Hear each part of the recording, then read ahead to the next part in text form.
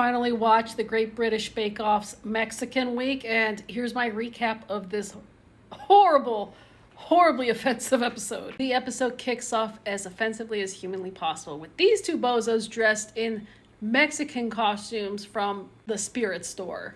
It immediately goes downhill from here as they engage in the cringiest banter ever. Yeah. Although, I don't feel like we should make Mexican jokes. People will get upset. What, no Mexican jokes at all? I don't think so. What, not even one? Not even Juan. Welcome to the Great British Baking Show.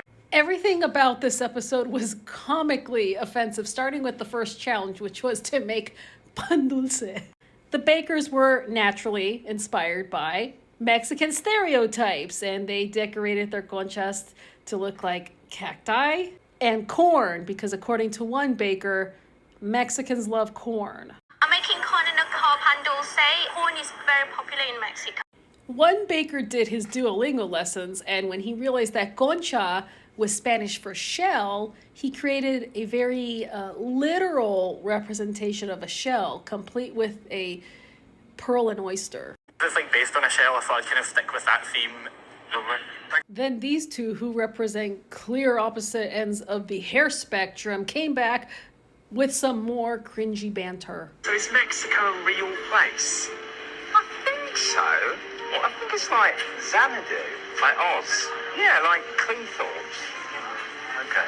At first I was like, why would Brits think that Mexico is imaginary? And then I was like, oh, it's because Spain beat them at colonizing it. Which, shout out to Spain. If we had to be colonized by any European nation, I'm glad it was you guys. It's not that I'm pro-colonizer, but after watching this episode, I'm really glad we were not colonized by Britain. Then they moved on to the technical challenge, which was making tacos. Yes, a baking show had the contestants making tacos. Join me in part 2 when we get to the taco challenge.